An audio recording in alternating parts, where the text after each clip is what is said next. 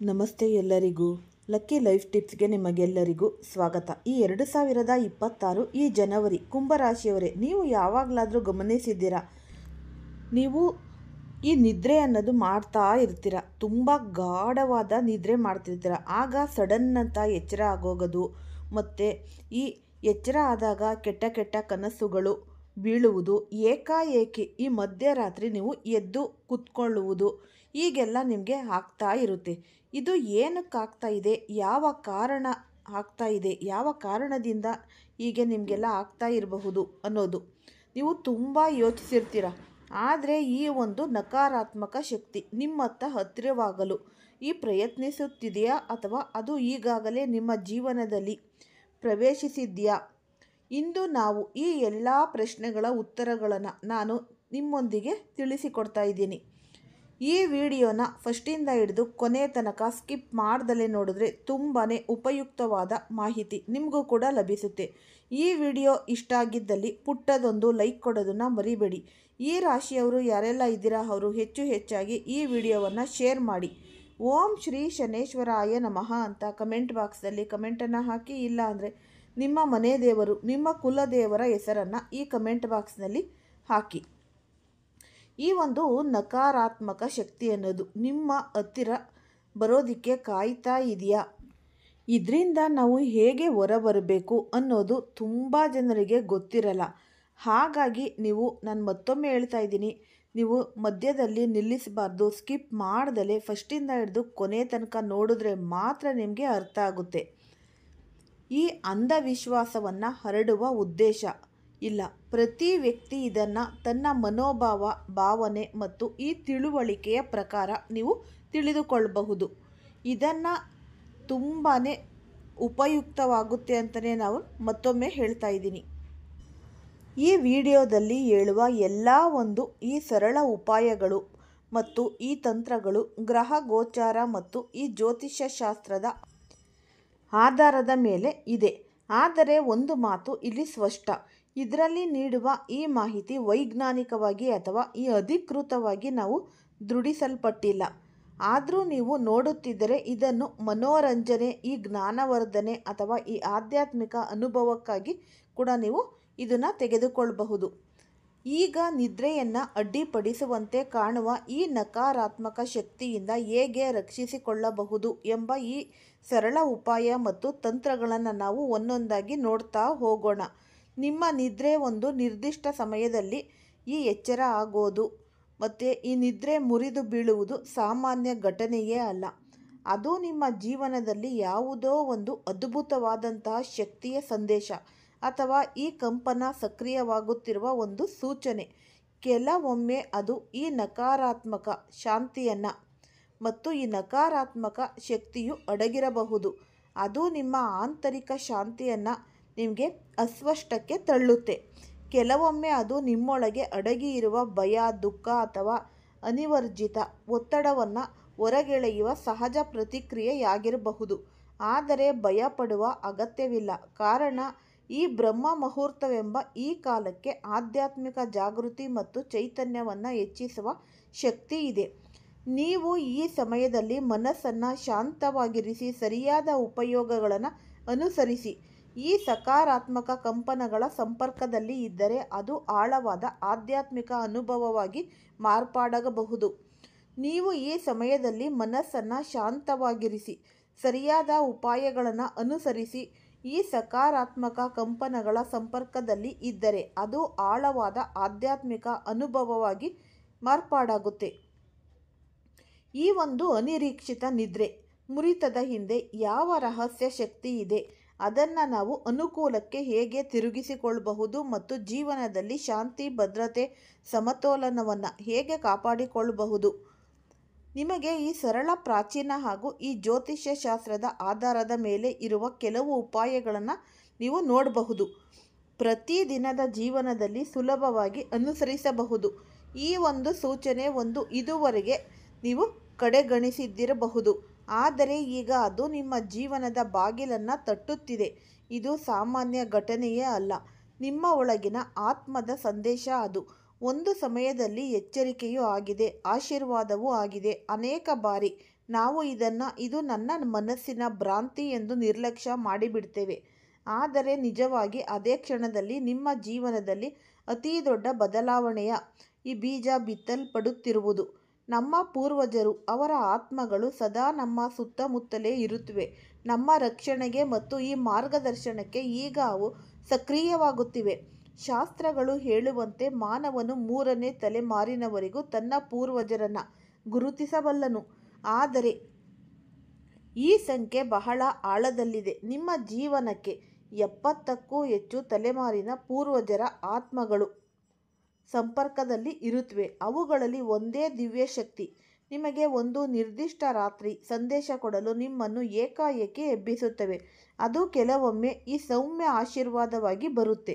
ಮತ್ತೊಮ್ಮೆ ಗಾಢ ಎಚ್ಚರಿಕೆಯಾಗಿಯೂ ಈ ಸಂದೇಶ ನಿಮಗಾಗಿ ಒಂದು ಅವಕಾಶ, ನಿಮ್ಮ ಜೀವನದ ದಾರಿಯನ್ನು ಮತ್ತೆ ಗಮನಿಸುವ ಒಂದು ಕ್ಷಣ. ಅನೇಕರು ಈ ಸಮಯದಲ್ಲಿ ಹೆದರುತ್ತಾರೆ, ಏಕೆಂದರೆ ಮಧ್ಯರಾತ್ರಿ ಏಕಾಏಕಿ ಬರುವುದು ಮತ್ತು ಈ ಎಬ್ಬಿಸುತ್ತದೆ.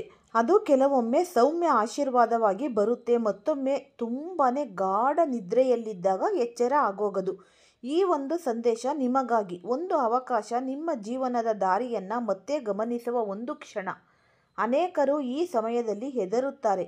ಮಧ್ಯರಾತ್ರಿ ಏಕಾಏಕಿ ನಿದ್ದೆಯಿಂದ ಏಳುವುದು ಅಂದರೆ ಸುಮ್ಮನೆ ಮಾತಲ್ಲ. ಈ ಒಂದು ರಹಸ್ಯ ಅನುಭವವನ್ನು ಎದುರಿಸುವುದು ಸುಲಭವಾದದ್ದಲ್ಲ. ಆದರೆ ವಾಸ್ತವದಲ್ಲಿ ಈ ಘಟನೆ ಅಶುಭವಾದದ್ದೂ ಅಲ್ಲ, ದೈವಿಕ ಸಂಕೇತ. ಇದೇ ಸಮಯದಲ್ಲಿ ನಿಮ್ಮ ಒಳಗಿನ ಶಕ್ತಿ ಜಾಗೃತವಾಗುತ್ತೆ. ನಿಮ್ಮ ಬದುಕಿನ ಮಾರ್ಗದ ಬಗ್ಗೆ ಸ್ಪಷ್ಟತೆ ಬರುತ್ತೆ. ಇಲ್ಲಿ ಅತ್ಯಂತ ಮುಖ್ಯವಾದದ್ದು ಭಯವನ್ನು ಮನಸ್ಸಿನಿಂದ ಹೊರಹಾಕುವುದು ಮತ್ತು ಈ ದಿವ್ಯ ಶಕ್ತಿಯನ್ನು ನಿಷ್ಠೆಯಿಂದ ಸ್ವೀಕರಿಸುವುದು. ಈ ಸಮಯದಲ್ಲಿ ಓಂ ನಮಃ ಶಿವಾಯ ಅಥವಾ ಓಂ ಶ್ರೀ ಲಕ್ಷ್ಮೀ ನಮಃ ಎಂದು ನೀವು ಜಪಿಸಿ. ನಿಮ್ಮ ಸುತ್ತಲೂ ಈ ಅದೃಶ್ಯ ರಕ್ಷಣಾ ಕವಚವನ್ನು ನಿರ್ಮಿಸುತ್ತದೆ. ಅದು ಈ ನಕಾರಾತ್ಮಕ ಶಕ್ತಿಗಳನ್ನು ದೂರ ಮಾಡುತ್ತದೆ. ನಿಮ್ಮ ಜೀವನದಲ್ಲಿ ಹೊಸ ಶಕ್ತಿ, ನೂತನ ದಿಕ್ಕು ಹಾಗೂ ಹೊಸ ಅವಕಾಶಗಳನ್ನು ತೆರೆದುಕೊಡುತ್ತೆ. ಈ ಜಪ ಸಾಮಾನ್ಯ ಜಪವಲ್ಲ, ಇದು ನಿಮ್ಮ ಆತ್ಮ ಮತ್ತು ಬ್ರಹ್ಮಾಂಡದ ನಡುವಿನ ಸೇತುವೆಯೇ. ಅದು ನಿಮ್ಮ ಜೀವನದ ದಾರಿಯನ್ನು ಸರಿಯಾದ ದಿಕ್ಕಿಗೆ ತಿರುಗಿಸುವ ಶಕ್ತಿ ಇದೆ. ನೀವು ಹೃದಯದಿಂದ, ಮನಸ್ಸಿನಿಂದ, ನಂಬಿಕೆಯಿಂದ ಈ ಅನುಭವವನ್ನು ಸ್ವೀಕರಿಸಿದರೆ ನಿಮ್ಮ ಸುತ್ತಲಿನ ಜಗತ್ತು ಬದಲಾಗುತ್ತಿದೆ ನಿಮಗೆ ಕಾಣುತ್ತದೆ. ಅದು ನಿಧಾನವಾಗಿ ಆದರೆ ಶಾಶ್ವತವಾಗಿ ನಿಮ್ಮ ಬದುಕಲ್ಲಿ ಪ್ರವೇಶಿಸುತ್ತದೆ. ಇಲ್ಲಿ ನಿಮಗೆ ಅರ್ಥವಾಗಿರಬಹುದು, ಈ ಘಟನೆ ಕೇವಲ ಸೂಚನೆಯಲ್ಲ, ಅದು ಒಂದು ಕ್ರಾಂತಿಯ ಕ್ಷಣ. ಇದು ನಿಮ್ಮ ಪೂರ್ವಕರ್ಮ, ಪೂರ್ವಜರ ಆಶೀರ್ವಾದ ಮತ್ತು ನಿಮ್ಮ ಭವಿಷ್ಯದ ದಿಕ್ಕು ಒಂದೇ ಈ ವೇಳೆಯಲ್ಲಿ ತೋರಿಸುತ್ತದೆ. ಆದ್ದರಿಂದ ಇದನ್ನು ಕಡೆಗಣಿಸಬೇಡಿ. ನಿಮ್ಮ ಒಳಗಿನ ಶಕ್ತಿಯನ್ನು ಎಬ್ಬಿಸಿ, ಮನಸ್ಸನ್ನು ಶಾಂತಿ ಮತ್ತು ನಂಬಿಕೆಯಿಂದ ತುಂಬಿಸಿ ಮತ್ತು ಈ ದಿವ್ಯ ಶಕ್ತಿಯನ್ನು ನಿಮ್ಮ ಜೀವನದ ಮಾರ್ಗದರ್ಶಕವಾಗಿ ಸ್ವೀಕರಿಸಿ. ಒಮ್ಮೆ ಕಲ್ಪಿಸಿ ನೋಡಿ, ಸಂಪೂರ್ಣ ಜಗತ್ತು ಕತ್ತಲಲ್ಲಿ ಮಲಗಿರುವಾಗ ನೀವು ಮಾತ್ರ ಆ ಬ್ರಹ್ಮಾಂಡದ ಸ್ಪರ್ಶವನ್ನು ಅನುಭವಿಸುತ್ತಿರುವುದು ಎಷ್ಟು ಅದ್ಭುತ. ಇದೇ ಕ್ಷಣದಲ್ಲಿ ನಿಮ್ಮ ಒಳಗಿನ ಆತ್ಮ ಜೋರಾಗಿ ಕೂಗುತ್ತೆ, ಏಳು. ಇದು ಸಾಮಾನ್ಯ ಸಮಯವಲ್ಲ, ಇದು ನಿನ್ನ ಭಾಗ್ಯ ಬದಲಾಯಿಸುವ ಸಮಯ. ಇದಕ್ಕೂ ಮುಂಚೆ ನೀವು ಬೇಸರ, ಗೊಂದಲ ಮತ್ತು ಚಿಕ್ಕ ಚಿಕ್ಕ ಸಮಸ್ಯೆಗಳಿಂದ ಕಂಗೆಟ್ಟು ಹೋಗಿದ್ದಿರಬಹುದು. ಆದರೆ ಈ ಕ್ಷಣವನ್ನು ಗುರುತಿಸಿದಾಗ ಭಯ ಮತ್ತು ಕಳವಳದ ಅರ್ಧ ಭಾರ ತಕ್ಷಣ ಕುಗ್ಗುತ್ತದೆ. ಯಾಕೆಂದರೆ ಆತ್ಮ ಇಂತಹ ರೀತಿಯಲ್ಲಿ ಸಂಪರ್ಕಿಸುವುದು ಕೇವಲ ಎಚ್ಚರಿಕೆಯಲ್ಲ, ಅದು ಈ ದೈವಿಕ ಆಶೀರ್ವಾದ. ನೀವು ಈ ಅವಕಾಶವನ್ನು ಅರಿತು ಧ್ಯಾನ ಅಥವಾ ಸಾಧನೆ ಆರಂಭಿಸಿದರೆ ಬದುಕಿನ ಅಡೆತಡೆಗಳು ಸ್ವಯಂ ದೂರವಾಗಿ ಹೋಗುತ್ತವೆ. ಈ ಸಮಯದಲ್ಲಿ ಕೆಲವರು ಸುತ್ತಮುತ್ತಲೂ ಒಂದು ಅನ್ಯ ಉಪಸ್ಥಿತಿಯನ್ನು ಅನುಭವಿಸುತ್ತಾರೆ. ಬೇಡಿಕೆಯ ಹೇಳಿಕೆಗಳು, ಕ್ಷಣಿಕ ಭಯ ಅಥವಾ ಮನಸ್ಸಿನಲ್ಲಿ ಮೂಡುವ ವಿಚಿತ್ರ ಸನ್ನಿವೇಶಗಳು. ಇಂತಹ ಸಂದರ್ಭಗಳಲ್ಲಿ ಹನುಮಾನ್ ಚಾಲಿಸಾ ಪಠನ ಅತ್ಯಂತ ಪರಿಣಾಮಕಾರಿ. ಶಾಸ್ತ್ರಗಳು ಹೇಳುತ್ತವೆ, ಹನುಮಾನ್ ಚಾಲಿಸಾ ಎಲ್ಲ ಭಯಗಳಿಂದ ಮುಕ್ತಿಯನ್ನು ನೀಡುತ್ತೆ, ನಕಾರಾತ್ಮಕ ಶಕ್ತಿಗಳನ್ನು ನಾಶ ಮಾಡುತ್ತೆ ಹಾಗೂ ನಿಮ್ಮ ಸುತ್ತಲೂ ಈ ಸುರಕ್ಷಿತ ವಾತಾವರಣ ನಿರ್ಮಿಸುತ್ತೆ. ಇದರ ಜೊತೆಗೆ ರಾತ್ರಿಯ ರಕ್ಷಣೆಗೆ ಹಾಗೂ ಮನಸ್ಸಿನ ಶಾಂತಿಗೆ ಒಂದು ವಿಶೇಷ ಉಪಾಯ ಕೂಡ ಇದೆ. ನಿದ್ರೆಗೆ ಹೋಗುವ ಮೊದಲು ನಿಮ್ಮ ತಲೆಯ ಬಳಿಯಲ್ಲಿ ಈ ತಾಮ್ರದ ಲೋಟ ಇಡೀ ಅದರಲ್ಲಿ ಶುದ್ಧ ನೀರು ತುಂಬಿಸಿ ಈ ತುಳಸಿ ಎಲೆ ಹಾಕಿ. ಈ ಸರಳ ಉಪಾಯ ಭಯಾನಕ ಕನಸುಗಳು ಬರುವವರು, ನಿದ್ರೆ ಮಧ್ಯ ಮುರಿಯುತ್ತಿರುವವರು, ರಾತ್ರಿ ಅಸಹನೆ ಅಥವಾ ವಿಚಿತ್ರ ದೃಶ್ಯಗಳನ್ನು ಕಾಣುವವರಿಗೆ ಬಹಳ ಪ್ರಯೋಜನಕಾರಿಯಾಗಿದೆ. ಇದು ಕೇವಲ ನಕಾರಾತ್ಮಕ ಶಕ್ತಿಯನ್ನು ದೂರ ಮಾಡುವುದು ಮಾತ್ರವಲ್ಲ, ಈ ಕೊಠಡಿಯ ವಾತಾವರಣವನ್ನೇ ಕ್ಷಣಾರ್ಧದಲ್ಲಿ ಪರಿಶುದ್ಧವಾಗಿ ಇರುತ್ತೆ, ನಿಮ್ಮ ಮನಸ್ಸಿಗೆ ಶಾಂತಿಯನ್ನು ನೀಡುತ್ತೆ. ನಿಮ್ಮ ಈ ಸಮಯದಲ್ಲಿ, ವಿಶೇಷವಾಗಿ ರಾತ್ರಿ 3 ರಿಂದ 5 ಗಂಟೆಗಳ ನಡುವೆ, ನಿಮ್ಮ ಮನಸ್ಸಿನಲ್ಲಿ ಯಾವುದೇ ರೀತಿಯ ನಕಾರಾತ್ಮಕ ಚಿಂತನೆಗಳು ಬಾರದಂತೆ ತಡೆಹಿಡಿಯುತ್ತೆ. ಈ ಸಮಯದಲ್ಲಿ ಬ್ರಹ್ಮಾಂಡದ ಶಕ್ತಿ ಅತ್ಯಂತ ಸಂವೇದನಾಶೀಲವಾಗಿರುತ್ತೆ ಮತ್ತು ನಿಮ್ಮ ಚಿಂತನೆಗಳ ಪರಿಣಾಮ ಗಾಢವಾಗಿರುತ್ತೆ. ಆದ್ದರಿಂದ ಭಯ ಮತ್ತು ಚಿಂತನೆಗಳನ್ನು ನಿಮ್ಮ ಮನಸ್ಸಿಗೆ ಪ್ರವೇಶಿಸಬೇಡಿ. ಬದಲಿಗೆ ನಿಮ್ಮ ಮನಸ್ಸನ್ನು ಶಾಂತಿ, ನಂಬಿಕೆ ಮತ್ತು ಧನಾತ್ಮಕ ಶಕ್ತಿಯಿಂದ ತುಂಬಿಸಿ. ನಿಮ್ಮ ಈ ಅನುಭವವು ಕೇವಲ ನಿಮಗಾಗಿ ಮಾತ್ರವಲ್ಲ, ನಿಮ್ಮ ಜೀವನಕ್ಕೆ ಸಂಬಂಧಿಸಿದ ಎಲ್ಲ ಪೀಳಿಗೆಗಳಿಗೂ, ಆತ್ಮಗಳಿಗೂ ಸಂದೇಶವಾಗಿದೆ. ಈ ಕ್ಷಣವು ನಿಮ್ಮ ಜೀವನ ದಿಕ್ಕು ಬದಲಾಯಿಸಬಹುದು, ನಿಮ್ಮ ಭವಿಷ್ಯವನ್ನು ತಿರುವು ಮಾಡಬಹುದು ಮತ್ತು ನಿಮ್ಮ ಒಳಗಿನ ಶಕ್ತಿಯನ್ನು ಜಾಗೃತಗೊಳಿಸಬಹುದು. ಈ ಸಮಯದಲ್ಲಿ ಸಾಧನೆ, ಮಂತ್ರ ಜಪ ಮತ್ತು ಬ್ರಹ್ಮಾಂಡದ ಶಕ್ತಿಯ ಸಂಪರ್ಕವು ನಿಮ್ಮ ಜೀವನಕ್ಕೆ ಹೊಸ ಶಕ್ತಿ ಮತ್ತು ಹೊಸ ದಿಕ್ಕು ನೀಡುತ್ತೆ. ಆದ್ದರಿಂದ ಈ ದಿವ್ಯ ಅವಕಾಶವನ್ನು ಎಂದಿಗೂ ಹಗಲು ಎಂದುಕೊಳ್ಳಬೇಡಿ. ನಿಮ್ಮ ಮನಸ್ಸನ್ನು ಭಯದಿಂದ ಮುಕ್ತಗೊಳಿಸಿ, ಹೃದಯವನ್ನು ನಂಬಿಕೆ ಮತ್ತು ಸಾಧನೆಯಿಂದ ತುಂಬಿಸಿ ಮತ್ತು ಈ ಬ್ರಹ್ಮಾಂಡದ ಸೂಚನೆಯನ್ನು ನಿಮ್ಮ ಜೀವನದ ಮಾರ್ಗದರ್ಶನವಾಗಿಡಲು ಬಿಡಿ.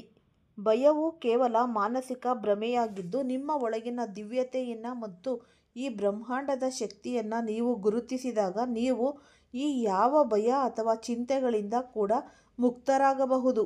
ಈ ರಾತ್ರಿ 3 ರಿಂದ 5 ನಡುವೆ ನಿಮ್ಮ ನಿದ್ರೆ ಮುರಿದರೆ, ಅದನ್ನು ಸರಳ ಅಥವಾ ಈ ಸಾಮಾನ್ಯ ಘಟನೆ ಎಂದು ಕೊಳ್ಳಬೇಡಿ. ಇದು ದೇವರಿಂದ ನಿಮಗೆ ಬಂದಿರುವ ಸಂದೇಶ ಮತ್ತು ನಿಮ್ಮ ಆತ್ಮವನ್ನು ಜಾಗೃತಗೊಳಿಸುವ ಅವಕಾಶವಾಗಿದೆ. ನಿಮ್ಮ ನಿದ್ರೆ ಈ ಸಮಯದಲ್ಲಿ ಮುರಿದರೆ, ನಿಮ್ಮ ಮನಸ್ಸು ಮತ್ತು ಹೃದಯವನ್ನು ಶಾಂತಿ ಮತ್ತು ನಂಬಿಕೆ ತುಂಬಿಸಿ.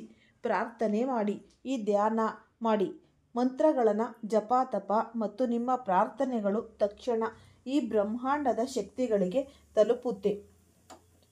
ನಿಮ್ಮ ಜೀವನದಲ್ಲಿ ದಿವ್ಯತೆ ಅನ್ನೋದು ಮೂಡುತ್ತೆ. ನೀವು ಹೀಗೆಯೇ ಮಾಡಿ, ನೀವು ಜೀವನವು ಸತತವಾಗಿ ಸುಲಭ, ಶಾಂತ ಮತ್ತು ಸಂತೋಷವಾಗಿ ಇರಬಹುದು. ಇದು ನಿಮ್ಮ ಜೀವನದ ಮಾರ್ಗವನ್ನು ಬದಲಾಯಿಸಬಹುದಾದ ಅತ್ಯಂತ ಪವಿತ್ರ ಸಮಯವಾಗಿದೆ. ಈ ಸಮಯವನ್ನು ಕಳೆದುಕೊಳ್ಳಬೇಡಿ. ಇದು ನಿಮ್ಮ ಜೀವನದ ಮಾರ್ಗವನ್ನು ಬದಲಾಯಿಸಬಹುದಾದ ಅತ್ಯಂತ ಪವಿತ್ರ ಸಮಯವಾಗಿದೆ. ಈ ಸಮಯವನ್ನು ಕಳೆದುಕೊಳ್ಳಬೇಡಿ. ಇದು ಕೇವಲ ಎಚ್ಚರಿಕೆಯ ಸಮಯವಲ್ಲ, ನಿಮ್ಮ ಆತ್ಮ, ನಿಮ್ಮ ಕರ್ಮ ಮತ್ತು ನಿಮ್ಮ ಜೀವನದ ದಿಕ್ಕು ಸರಿಯಾದ ಮಾರ್ಗದ ಮೇಲೆ ಇರಿಸುವ ಸಮಯವೂ ಆಗಿದೆ. ಇದು ನಿಮ್ಮ ಆತ್ಮವನ್ನು ಜಾಗೃತಗೊಳಿಸುವ, ನಿಮ್ಮ ಒಳಗಿನ ಶಕ್ತಿಯನ್ನು ಪ್ರತಿಪಾದಿಸುವ ಮತ್ತು ನಿಮ್ಮ ಜೀವನದಲ್ಲಿ ಧನಾತ್ಮಕ ಬದಲಾವಣೆಗಳನ್ನು ತರಬಹುದಾದ ಅತ್ಯಂತ ಪವಿತ್ರ ಅವಕಾಶವಾಗಿದೆ. ಈ ಅವಕಾಶವನ್ನು ಸತತವಾಗಿ ಸದುಪಯೋಗಪಡಿಸಿಕೊಳ್ಳಿ. ನಿಮ್ಮ ನಿದ್ರೆ ಈ ಪವಿತ್ರ ಸಮಯದಲ್ಲಿ ಮುರಿದರೆ, ಭಯಪಡುವುದನ್ನು ಬಿಟ್ಟು ನಿಮ್ಮ ಹೃದಯ ಮತ್ತು ಮನಸ್ಸು ಶಾಂತಿ ಮತ್ತು ಭಕ್ತಿಯಿಂದ ತುಂಬಿ ಮಂತ್ರ ಜಪ ಧ್ಯಾನ ಮಾಡಿ. ಇದು ನಿಮ್ಮ ಪ್ರಾರ್ಥನೆಗಳನ್ನು ದೇವರಿಗೆ ನೇರವಾಗಿ ತಲುಪಿಸುವುದು ಮತ್ತು ನಿಮ್ಮ ಜೀವನದಲ್ಲಿ ಅದ್ಭುತ ಬದಲಾವಣೆಗಳನ್ನು ತರುವ ಸಮಯ. ಈ ಸಮಯವನ್ನು ಬ್ರಹ್ಮ ಮುಹೂರ್ತ ಎಂದು ಕರೆಯುತ್ತಾರೆ. ಇದು ಸ್ವಲ್ಪ ಸಮಯ ಮಾತ್ರ ಎಚ್ಚರಿಕೆಯಿಂದ ದೇವರನ್ನು ಸ್ಮರಿಸುವ ಮೂಲಕ ನಿಮ್ಮ ಜೀವನವನ್ನು ಸಂಪೂರ್ಣವಾಗಿ ಪರಿವರ್ತಿಸುವ ಶಕ್ತಿ ಹೊಂದಿದೆ. ಈ ಸಮಯದಲ್ಲಿ ಮಾಡಿದ ಪ್ರಾರ್ಥನೆಗಳು ನಿಮ್ಮ ಪಾಪಗಳನ್ನು ಶಮನ ಮಾಡಬಹುದು, ನಿಮ್ಮ ಆತ್ಮವನ್ನು ಶುದ್ಧಿಗೊಳಿಸಬಹುದು ಮತ್ತು ಭವಿಷ್ಯದ ದಾರಿಗಳನ್ನು ಸ್ಪಷ್ಟಗೊಳಿಸಬಹುದು. ಈ ಸಮಯದಲ್ಲಿ ನಿಮ್ಮ ಜೀವನದ ನಕಾರಾತ್ಮಕ ಬದಲಾವಣೆಗಳನ್ನು ಕಂಡುಕೊಳ್ಳಬಹುದು ಮತ್ತು ಈ ನಕಾರಾತ್ಮಕ ಬದಲಾವಣೆಯನ್ನು ದೂರ ಮಾಡಿ ಈ ಸಕಾರಾತ್ಮಕ ಬದಲಾವಣೆ ತಂದುಕೊಳ್ಳಬಹುದು. ಮತ್ತು ಪ್ರತಿಯೊಬ್ಬರಿಗೂ ದೊರೆಯುವ ಅವಕಾಶವಲ್ಲ. ನಿಮ್ಮ ನಿದ್ರೆ ಈ ಸಮಯದಲ್ಲಿ ಮುರಿದರೆ, ನೀವು ದೇವರಿಂದ ವಿಶೇಷವಾಗಿ ಆರಿಸಲ್ಪಟ್ಟವರಲ್ಲಿ ಒಬ್ಬರಾಗಿದ್ದೀರಾ ಎಂದರ್ಥ. ನೀವು ನಿಮ್ಮ ಹಳೆಯ ಬಾಧೆ, ನೋವು ಮತ್ತು ಅಂಧಕಾರದಿಂದ ಹೊರಬಂದು ಹೊಸ ಅಧ್ಯಾಯದತ್ತ ಸಾಗಲು ಈ ಸಂದೇಶ ನಿಮ್ಮ ಹೃದಯಕ್ಕೆ ಬಂದಿದೆ. ನಿಮ್ಮ ಹೃದಯದಲ್ಲಿ ಭಯ ಮತ್ತು ಚಿಂತೆಗಳನ್ನು ಹೊರಬಿಟ್ಟರೆ, ನಿಮ್ಮ ಜೀವನವು ಶಾಂತ ಮತ್ತು ಸಂತೋಷವಾಗಿ ನಿಮ್ಮ ಒಳಗಿನ ದಿವ್ಯತೆಯನ್ನು ಗುರುತಿಸಿ ಬ್ರಹ್ಮಾಂಡದ ಶಕ್ತಿಗಳೊಂದಿಗೆ ನಿಮ್ಮ ಸಂಪರ್ಕವನ್ನು ಪುನಃ ಸ್ಥಾಪಿಸಿ ಪ್ರತಿದಿನವೂ ನಿಮ್ಮ ಜೀವನವನ್ನು ಈ ಭಾವನೆಗಳೊಂದಿಗೆ ಪೂರ್ಣಗೊಳಿಸುತ್ತದೆ. ನಿಮ್ಮ ಜೀವನದ ಈ ಮಹತ್ವದ ಸಮಯವನ್ನು ಸರಿಯಾಗಿ ಬಳಸಿಕೊಳ್ಳಿ ಮತ್ತು ಅದ್ಭುತ ಫಲಗಳನ್ನು ಅನುಭವಿಸಿ. ಈ ಉಪಯುಕ್ತವಾದ ಮಾಹಿತಿ ಇಷ್ಟ ಆಗಿದ್ರೆ ಲೈಕ್ ಮಾಡಿ, ಶೇರ್ ಮಾಡಿ ಮತ್ತು ಸಬ್ಸ್ಕ್ರೈಬ್ ಮಾಡಿ. ಎಲ್ಲರಿಗೂ ಸಹ ಧನ್ಯವಾದಗಳು.